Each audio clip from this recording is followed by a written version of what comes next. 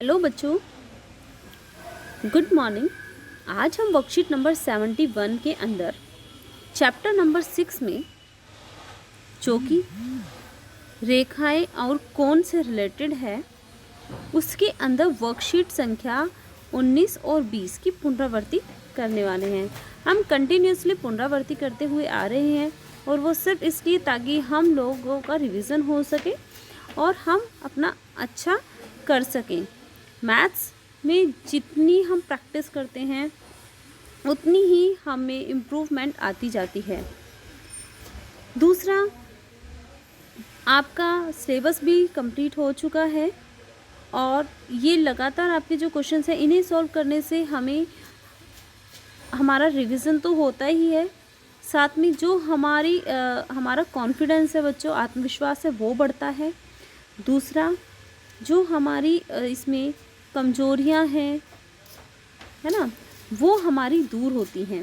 तो इसीलिए बच्चे ये बहुत ही अच्छा टाइम चल रहा है जिसमें हम ये पुनरावृत्ति कर रहे हैं। हमें अलग अलग हर एक वर्कशीट से रिलेटेड क्वेश्चंस देखने को मिल रहे हैं। चलिए आगे बढ़ते हैं। ये जो आपकी क्वेश्चन नंबर 1 और क्वेश्चन नंबर 2 है, इनमें से कोई एक ऑप्शन सही है और वो आपको ढूंढना है। बहुत सारे बच्चे अंदाजे से लगा देते हैं। बच्चे, ये मैथ्स है, हम अंदाज़ा नहीं कर सकते कौन सा सही हो सकता है। यहाँ पर आपको सॉल्व करके ही देखना पड़ेगा और सॉल्व करने के बाद ही आप खुद सॉल्यूशन पे, खुद रिजल्ट पर पहुँचेंगे। तब आपको एक्यूरेसी का भी पता होगा कि हाँ, हम जो कर रहे हैं वो सही करेंगे। क्वेश्चन नंबर तो इसी तरीके के हैं। क्वेश्चन नंबर 3 के अंदर आपका यहाँ पर एक फिगर दी हुई है ये, और इसमें आपके 4 पार्ट दिए हुए हैं। इन चारों प्रश्नों के उत्तर आपको इस फिगर को देख के करने हैं, ठीक है। क्वेश्चन नंबर 4 में भी सेम इसी तरीके से है कि आपको क्वेश्चन नंबर 4 में ये आकृति दी हुई है और आपको कुछ क्वेश्चन यहाँ पे पूछे गए हैं, एंगल फाइंड करने हैं। नेक्स्ट, जो क्वेश्चन नंबर आपका 5 है उसमें भी आपको फिगर दी हुई है और वहाँ पर आपको एंगल फाइंड करने हैं। आगे बस क्वेश्चन 5 ही क्वेश्चन है बच्चों। चलिए अब हम स्टार्ट करते हैं। लेकिन बच्चे, स्टार्ट करने से पहले आप चैनल पर जहाँ पे सब्सक्राइब लिखा हुआ है ये, ठीक है, आप इस बटन पर क्लिक कीजिए और इसके बराबर में आपके एक बेल आइकन बना हुआ है इस तरीके से, जो सबसे ऊपर वाला बेल आइकन है जिसके सामने ऑल लिखा हुआ है। इससे क्या होगा बच्चे, आपको जैसे ही नई वीडियो अपलोड होगी वो आपको मिल जाएगी। तो आप सब्सक्राइब कर दीजिए। दूसरा, चलिए अब आगे बढ़ते हैं। क्वेश्चन नंबर 1, सबसे पहले हमारा यहाँ पर दिया हुआ है 68 डिग्री का पूरक कोण। अब पूरक कोण क्या होता है? देखो बच्चों, पूरक का नाम है हमारे एक तरीके से पूरा करना। जो 90 डिग्री का कोण है ना बच्चों, ये आपका पूरक कोण होता है एक तरीके से, ठीक है। मतलब एक दूसरे के पूरक, जैसे कि अगर, यानी कि कहने का मतलब ये है, अगर आप कोई भी 2 कोण ले लें, ठीक है, मान लो कोण ए और कोण बी, 2 कोण मिलकर अगर 90 डिग्री का मिलते हैं तो जैसे एंगल ए बी का पूरक कहलाएगा, एंगल बी ए का पूरक कहलाएगा। ये चीज़ क्लियर रखना। अगर दोनों कोणों का सम 90 डिग्री होगा तभी वो पूरक कहलाते हैं। जैसे सपोज करो आपने एक ले लिया 50 डिग्री। मैं 50 डिग्री में ऐसा कौन सा एंगल ऐड करूँ कि मुझे 90 मिल जाए? बहुत सिंपल सा है बच्चे। आप सीधा सीधा देख के कहोगे कि 50 में अगर हमने 40 ऐड कर दिया तो हमें 90 मिल जाएगा। अब हम इसे दूसरी ही भाषा में कैसे बोलें कि 50 का पूरक कोण क्या होगा?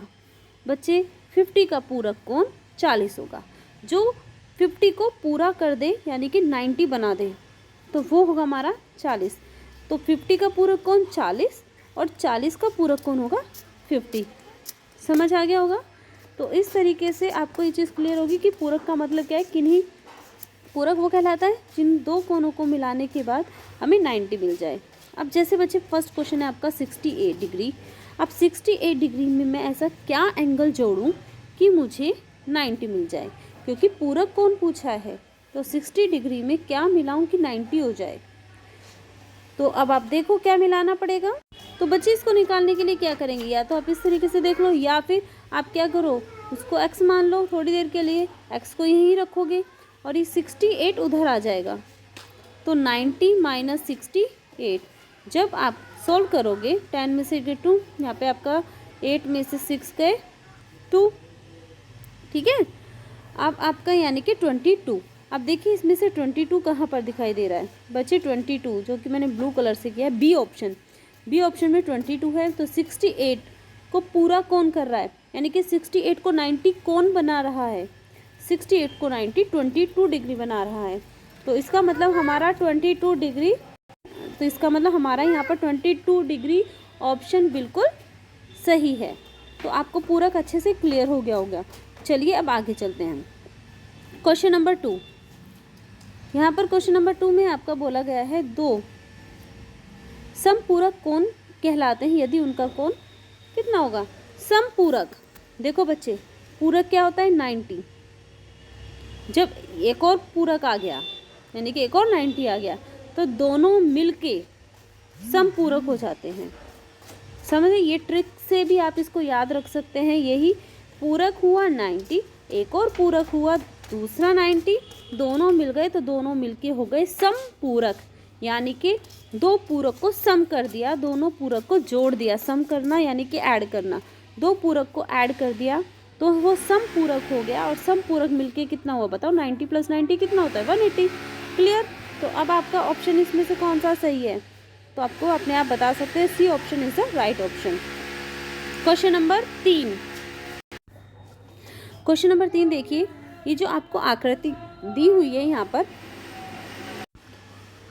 तो यदि आकृति में निम्नलिखित प्रश्नों के उत्तर देने हैं आपको, तो जो आपका फर्स्ट पार्ट है उसमें पूछा है जो एंगल 4 है, एंगल 4 यहाँ पर आपको देखो कहाँ दिखाई दे रहा है बच्चे, पिक्चर में देखिए, ये रहा आपका एंगल 4। और आपको करना क्या है, आपको एंगल 4 के संगत कोण ज्ञात करने हैं। संगत बच्चे, जैसा कि नाम में छिपा हुआ है, संगत का मतलब संगति। कई बार आपके पेरेंट्स भी आपको बोलते हैं कि बच्चों अच्छी संगति में रहना, तो संगति का मतलब है जैसा हमें साथ मिलता है हम वैसे ही हो जाते हैं। तो हम इसको मैथ्स में कैसे देखें, देखिए यहाँ पे ये जो आपकी, मैं यहाँ पे डायग्राम बना रही हूँ फिलहाल, ठीक है, ध्यान से देखिए।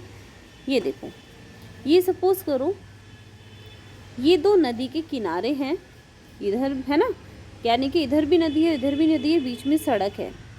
और यहाँ पर मैंने एक ऐसे पुल ड्रॉ कर दिया है यहाँ पे, है ना, तिरछाई, यानी कि जिसको मैथ्स में क्या बोलते हैं, ये पुल मैथ्स के अंदर किसका काम करता है, तिर्यक रेखा का।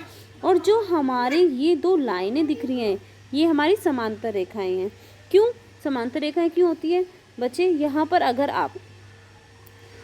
अगर आप इसकी डिस्टेंस नापेंगे, यहाँ डिस्टेंस नापेंगे, दूरी स्केल से यहाँ नापेंगे, तो इनके बीच की डिस्टेंस बिल्कुल, दूरी जो है वो बिल्कुल बराबर होगी, तभी ये समांतर होंगी। अगर इस तरीके से हुआ तो बच्चे यहाँ देखो, यहाँ पर दूरी और यहाँ पर दूरी अलग अलग है, तो ये समांतर रेखाएं नहीं हैं। क्लियर हो गया होगा आपको। तो ये चीज़ें आप ध्यान से देखना। अब ये चलिए आगे चलते हैं। अब बात आ रही थी हमारी संगत की। संगत का मतलब क्या है बच्चे, जो हमारा ये वाला जो पार्ट है ना, जो तिर्यक रेखा का पार्ट है, उसके जो एक तरफ का हिस्सा यानी कि इधर वाला जो पार्ट है, ये सारा का सारा इस लाइन के इधर वाला पार्ट, ये एक ही संगति के हुए एक ही तरफ के हैं, और आपका इधर वाला ये एक संगति के हुए। तो इसका मतलब संगति का मतलब क्या हुआ, एक ही तरफ। अगर यहाँ पर एंगल आपका 4 है तो इसकी संगत जो होगी वो भी इधर ही होगी ना। और ये देखो, ये जो आपका एक किनारा है ये किनारे के नीचे है, तो दूसरी लाइन का किनारा ये हुआ, तो वो भी किधर होगा, वो भी दूसरा किनारा भी नीचे ही होगा, उसी किनारे के नीचे होगा। जो एंगल 4 है वो पहले किनारे के नीचे है, तो उसका संगत, उस पर भी उसी संगति का असर होगा। तो जो उसका फ्रेंड होगा वो भी आपका इसी संगति के नीचे ही होगा, यानी कि आपका जो ब्लू कलर से मैं दिखा रही हूँ ये, यानी, और ये यहाँ पर इस पिक्चर में क्या शो हो रहा है, एंगल 8। तो एंगल 4 का जो संगत है, तो बच्चे यहाँ पे आप सीधा सीधा लिख सकते हैं, जो एंगल 4 है उसका संगत कौन हुआ, उसका संगत हुआ एंगल 8। अच्छे से क्लियर हो गया होगा, उम्मीद करती हूँ। आप मुझे ज़रूर कमेंट करके बताइएगा। चलिए अब इसका बी पार्ट देखते हैं। बी का अंत है एकांतर। अब बच्चे दो तरीके से होता है, एक होता है एकांतर, एक होता है अंतः एकांतर।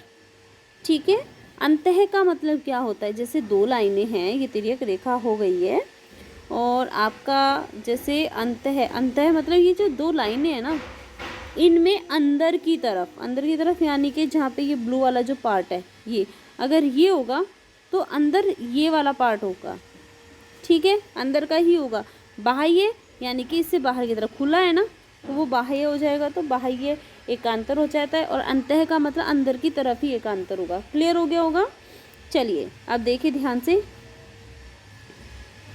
ये आपका सेम वही तिर्यक रेखा हो गई है ना, ये एम रेखा है, ये आपकी एन है, दोनों की दोनों समांतर हैं। और इसमें देखो 5 कहाँ पर दिया हुआ है, जो आपको डायग्राम दिया हुआ है ना उसमें देखो 5 है यहाँ पर, तो हम इसको फिलहाल यहाँ यहीं लिख लेते हैं। ये लिख दिया हमने 5। ठीक है, चलो अलग से लिख लेते हैं, ये लिख दिया हमने 5। अब इसने बोला है कि हमें 5 का अंत है एकांतर। एकांतर, अब एकांतर अंतर तो समझ गए, अंदर की तरफ। एकांतर क्या होता है, एक के अंतर पर। एक के अंतर पर बच्चे देखो ध्यान से देखना, मैं ऐसे बना देती हूँ। मैं एक किनारे से शुरू करती हूँ, यहाँ पे इस लाइन से टच करते हुए, तो ये मैंने बनाया ऐसे। ठीक है, तो बच्चे देखिए, जो आपका ये वाला है ये आ गया, हमने जो नीचे की तरफ गए ये किनारा छोड़ दिया, तो इसके जस्ट इधर वाला, तो हमने एक लिया, एक छोड़ा दूसरा। या सीधा आप इसी तरीके से कह सकते हैं कि जो हमने ऐसे एस बनाया है, ये एस देखो, एक एंगल तो ये बन रहा और दूसरा एंगल ये बन रहा, ये एकांतर होते हैं। जो एस पे बनते हैं वो एकांतर होते हैं।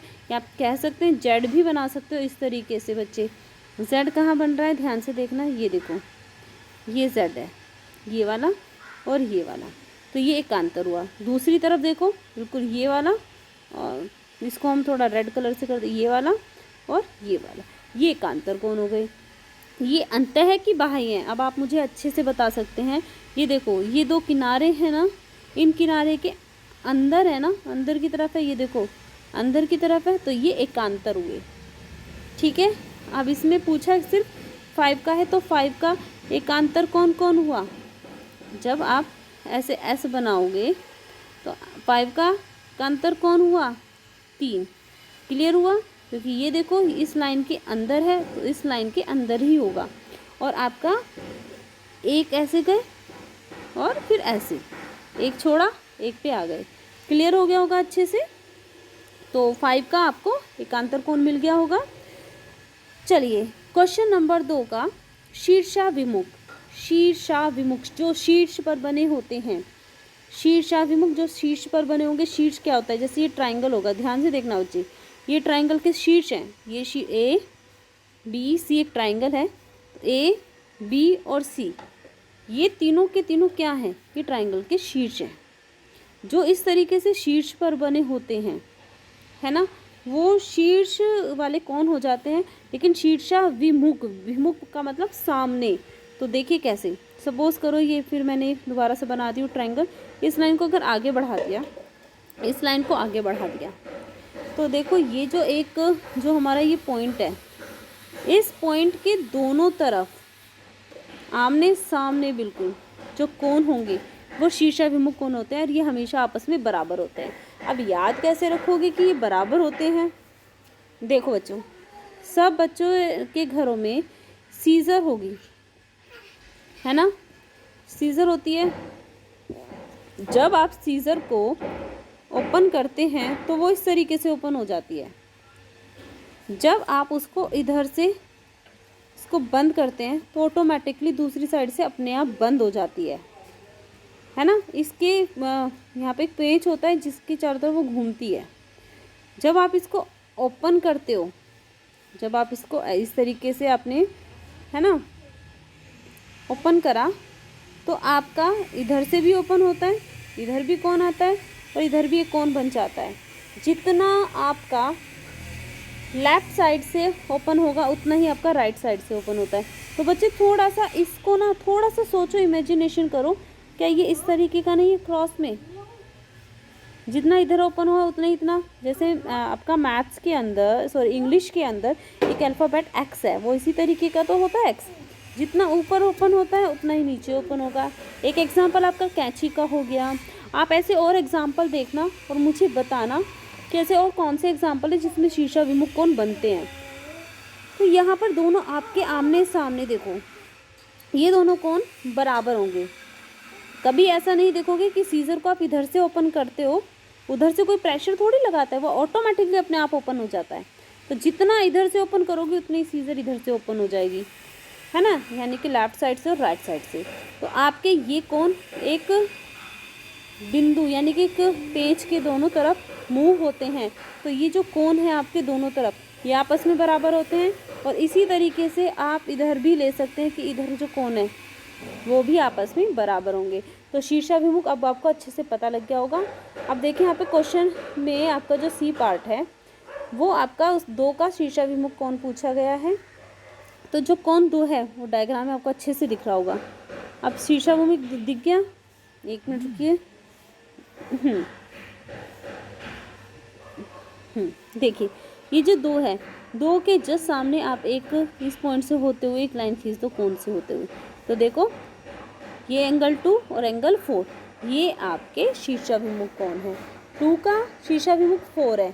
अब आपको क्वेश्चन के अंदर केवल 2 का शीर्षाभिमुख पूछा है, लेकिन अगर आप मुझे कमेंट करके आप मुझे बताइए, मैं आपके लिए क्वेश्चन रख रही हूँ कि जो एंगल 1 है उसका शीर्षाभिमुख कौन है, एंगल 8 का शीर्षाभिमुख कौन है। ठीक है, आपको एंगल 1 और एंगल 8 का शीर्षाभिमुख कोण बताना है। क्लियर हो गया, ये आपका एक क्वेश्चन है। 1 मिनट बच्चे। हाँ तो बच्चे ये चीज़ आपको अच्छे से क्लियर हो गई होगी। ठीक है,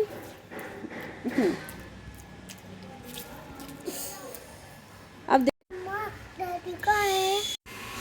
हाँ ना इसी तरीके से आपका क्वेश्चन नंबर 7 का समपूरक पूछा है बच्चे।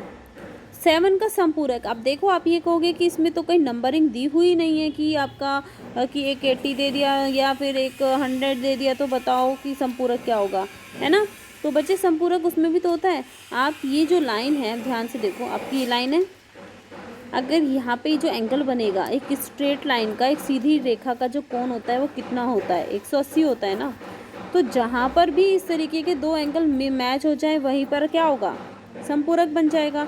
तो अब आप ध्यान से देखिए, जो आपका एंगल 7 है वो देखिए कहाँ पर है, ये आपको नीचे जो एन रेखा है उसके नीचे की तरफ दिख रहा है, कौन सा, एंगल 7, राइट। एंगल 7 आपको दिख गया। अब एंगल 7 का समपूरक क्या होगा, यानी कि एंगल 7 को मिला के स्ट्रेट एंगल कब बनेगा, जब वो 8 के, है ना, यानी कि एंगल 8 प्लस एंगल 7। एक तो ये हो सकता है, दूसरा और क्या हो सकता है, ध्यान से देखो, दूसरा ये भी तो हो सकता है, इस तरीके से भी तो हम जा सकते हैं, 7 + 6, यानी कि 7 के 2 समपूरक कोण दिख रहे हैं। एक तो आप कह सकते हो 7 और एंगल 8 का पेयर, और 7 और एंगल 6 का पेयर। क्लियर हो गया होगा। इस तरीके से आप आंसर इसका दे सकते हैं ना। क्वेश्चन नंबर 4, अब आप देखिए, आपको ये 3 आपकी समांतर रेखाएं हैं। ठीक है, ये देखो, ये जो आप देख रहे हो ना, इस तरीके से 2 लाइनें बीच में हैं, है ना, इस तरीके से। तो ए बी जो लाइन है आपकी ये, और जो आपका CD है ये आपकी, इनके बीच में जो 2 लाइनें हैं ना बच्चे, इसका मतलब होता है समांतर।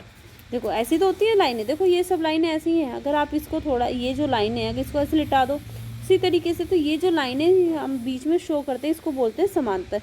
ABCD के समांतर है, इस तरीके से इसको पढ़ा जाता है।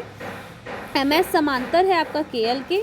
तो आपको फाइंड क्या करना है, आपको फाइंड करना है एंगल MHD। बच्चे देखो ध्यान से, MHD जो बीच में होता है ना बेटा, वही होता है, उसी को फाइंड करना होता है। तो आप कंफ्यूज मत हो ना कि ये आप जो इसको, बहुत सारे बच्चे इसमें कंफ्यूज होते हैं कि एंगल कौन सा माने, M माने, D माने या H माने, 3 लेटर दे दिए।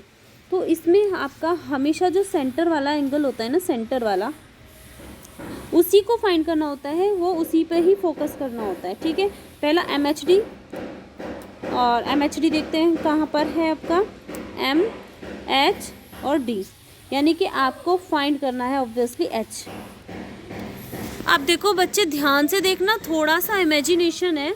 आपको इधर 60 दिख रहा है ना, अब आप ये देखो जो मैंने 2 रेड करे हैं, अब आप इन दोनों रेड को आपस में मिला दीजिए तो कितना बन जाएगा, 180। अब मैं ये आगे नहीं बताऊंगी। अगर आपका 60 प्लस H आपका 180 है तो एंगल H कितना होगा, अरे 180 में से 60 माइनस कर दो, आ जाएगा। ठीक है, नेक्स्ट HKL, HKL, यानी कि आपका जो इस तरीके से ये जो लाइन जा रही है ना आपकी H, ये वाला जो H वाली लाइन, और यहाँ पे K और ये L, यानी कि आपको ये एंगल फाइंड करना है। समझ आ रहा है, ये वाला एंगल। और ये एंगल आपका कैसे फाइंड करोगे, यहाँ पर आपका बच्चों ये जो आपका ये दिख रहा है ना, ध्यान से देखो, ये Z बन रहा है ना, या S बना सकते हैं, कुछ समझ आ रहा है, S बन सकता है। इसमें आपको बहुत ऑब्जर्वेशन थोड़ा सा आपको करना पड़ेगा, अपना बढ़ाना पड़ेगा कि कैसे इसको बहुत अच्छे से देखो। यहाँ पे 25 है और ये एकांतर कौन बन रहा है, मैंने अभी ऊपर वाले क्वेश्चन में आपको एकांतर बताया था। ये अंतः एकांतर ये 2 लाइनों के अंदर है, अगर हम इन दोनों लाइनों को ले रहे हैं तो ये 25 है, तो ये भी कितना होगा 25, ये 25 हो गया। अब बच्चे अगर ये 25 है तो ये पूरा का पूरा कितना हो जाएगा 180, क्यों, अब सॉरी 180 नहीं होगा क्योंकि ये आपकी एक स्ट्रेट लाइन नहीं है। समझ आई बात। अब आपका ध्यान से देखिए, हाँ बच्चे, जैसे ही हमारा ये 25 आया, ये भी 25 आ गया। बच्चे एक चीज़ और देखिए, ये तो हमारा यहाँ तक तो आपको दिख रही है ना समांतर, लेकिन आपकी ये लाइन देख रहे हो, ये यहाँ से तिरछी हो रही है और यहाँ से ये इस तरीके से तिरछी हो रही है। और यहाँ पर आपको जो दिया हुआ है वो MH और KL, ये जो आपका KL स्मॉल लाइन दिख रही है और जो आपका MH, ये जो MH है, ये आपकी दोनों समांतर हैं। तो इसका मतलब अगर हम थोड़ी देर के लिए ये समांतर है, ये समांतर है, इसको अगर हम यहाँ पे ये मान लें तो ये आपकी H और M ही लाइन है ना जो KL पे मिल रही है। जब ये समांतर है तो ये भी समांतर होगी, है ना। तो अब आप यहाँ पे देखिए, ये 25, ये भी 25। अगर हमारा ये जो है आपका ये समांतर है, थोड़ी देर के लिए ये अगर ये लाइन आपकी यहाँ पर देखिए जो आपका ये 60 डिग्री है, वो 60 डिग्री आपका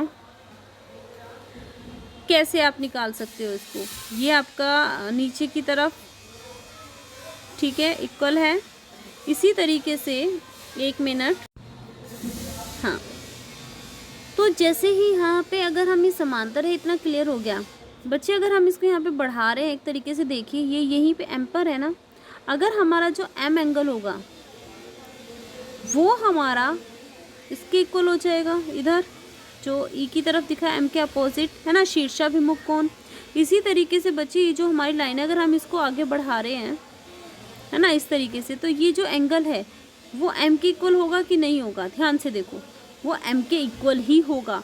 या अगर हमने M निकाल दिया बच्चे तो हमारा K वाला पार्ट आ जाएगा, ये वाला, ठीक है, क्योंकि ये जो लाइन है ये आपकी समांतर है, इस तरीके से समांतर है ना। तो ये M ही जा रही है। अगर आपका ये एंगल इक्वल होगा, उसी के इक्वल हो जाएगा K। और इतना तो आप निकाल चुके हो क्योंकि ये है आपका 25 एकांतर कोण। तो बच्चे अगर हम M एंगल निकाल दें तो हम कह सकते हैं M जो है वो K के इक्वल होगा। क्लियर हो गया होगा। तो अब हम देखिए यहाँ पर अगर ये आपका 60 है तो एक चीज़ और ध्यान से देखना, जो एकांतर अंतः कोण होते हैं ना, तो अंतः कोण होते हैं, उनका योग जो होता है वो 180 होता है। ये आपका 60 है। अगर आपका ये 60 है, ये हमें नहीं पता कितना है, अगर हम 180 में से 60 माइनस कर देते हैं तो M के अपोजिट जो कोण है ना वो आ जाएगा ये वाला। तो आपने 60 अगर माइनस कर दिया तो हमारा कितना आ जाएगा 140, या कुछ और आएगा? ध्यान से देखिए, गलत हो गया ना, आएगा हमारा 120। ठीक है, तो 120 हमारा आ गया ये वाला कोण। क्लियर हुआ? तो हमारा 120 आया ये, तो ये ही हमारा के इक्वल होगा कि नहीं होगा? संगत कोण हो जाएगा। अगर ये लाइनें, आप दोनों लाइनें यहाँ आ जाए तो ये आपका बाहर की तरफ, ये भी बाहर की तरफ संगत कोण होगा। ठीक है, तो ये आपका जो संगत कोण हो गया, क्योंकि ये लाइन और ये लाइन आपस में पैरेलल है, समांतर है, तो ये संगत कोण हो गया। तो ये आपका के जो एंगल है वो 120 के बराबर हो गया, और ये आपका 25 है ही। ये वाला जो पोर्शन है आपका, ये 25 है, ये 120 हुआ, तो दोनों ऐड करोगे तो आपका HKL हो जाएगा, यहाँ से लेके यहाँ तक का। तो 120 प्लस आपका 25 कितना हो गया? 145। तो आंसर आ जाएगा 145। इसी तरीके से आपका है HKB। आपको ये वाला कोण निकालना है, ध्यान से। ठीक है, अब इस वाले जो पार्ट को है आप खुद ही इस पार्ट को निकालेंगे। ठीक है, कि ये एंगल आप कैसे निकालोगे ये आप मुझे कमेंट करके आप बताना, इसका आंसर कितना आएगा। ये भी इसी तरीके से होगा। ठीक है, आपके लिए थोड़ा सा घुमावदार क्वेश्चन है, लेकिन अगर आपके सारे कंसेप्ट्स क्लियर हो गए होंगे तो आप बहुत आसानी से इसको कर सकते हैं। Question number 5 is the last question of this worksheet. आपका ABCD दो समांतर है, EFDQ ये समांतर है। ठीक है, ये आपका जो AB लाइन है और जो CD लाइन है ये आपकी समांतर है। जो EF है वो DQ के समांतर है। आपको एंगल निकालने हैं PDQ, AED, DEF and angle AEB। तो जो आपका PDQ एंगल है, PDQ यानी कि आपको ये एंगल फाइंड करना है। AED, AE और D आपको ये एंगल फाइंड करना है। DEF, DEF आपको ये एंगल फाइंड करना है। और AEB, AEB यानी कि आपको ऊपर की तरफ से ये पूरा एंगल फाइंड करना है। क्लियर हो गया? अब जब आपका एंगल AEB, तो बच्चे ये तो बहुत ही आसान है, तीनों का सम कितना होगा? 180। ये तो आप देखते ही आंख बंद करके निकाल दोगे, इस तरीके से बन गया ना स्ट्रेट लाइन पे। तो 180 तो ये बन ही गया आपका। ठीक है, अब आगे देखिए। चलिए 180 तो हमने निकाली, हमने सबसे पहले ये AEB एंगल फाइंड कर दिया है। ठीक है, अब चलिए आगे चलते हैं। हाँ, अब आगे क्या है आपका? जब आपका PDQ हमें ये फाइंड करना है। ये फाइंड कैसे करें बच्चे? ये देखिए, यहाँ पे आपका ये स्ट्रेट लाइन हो गई। अगर हम इसको आगे बढ़ा दिया तो ये स्ट्रेट लाइन हो गई। ये आपके दोनों पैरेलल हैं। ध्यान से देखिए, बहुत ध्यान से देखना। ये जब दोनों समांतर रेखाएं जा रही हैं, इसको ये तिर्यक रेखा कट कर रही है कि नहीं कर रही है? अगर आप इसको आगे बढ़ा देते हैं, समांतर रेखा कैसे भी हो सकती हैं, ये इस तरीके से हो रही है। अगर आपका ये नीचे की तरफ आपका ये 78 डिग्री है, तो यही किनारे के नीचे की तरफ ये भी कितना हो जाएगा आपका? ये भी 78 हो जाएगा बच्चे। ये 78 है आपका। तो ये वाला जो एंगल है PDQ हमें जो फाइंड करना है वो कैसे निकलेगा? टोटल कितना हो गया यहाँ से लेके यहाँ तक का, यानी कि ये हुआ 180। और 180 में से हमने ये जो आपका येलो वाला पार्ट है ये कितना है? ये आपका हुआ 78। तो -78 कर दीजिए बच्चे, आपका आंसर आ जाएगा 180 माइनस 78 डिग्री। तो आपका PDQ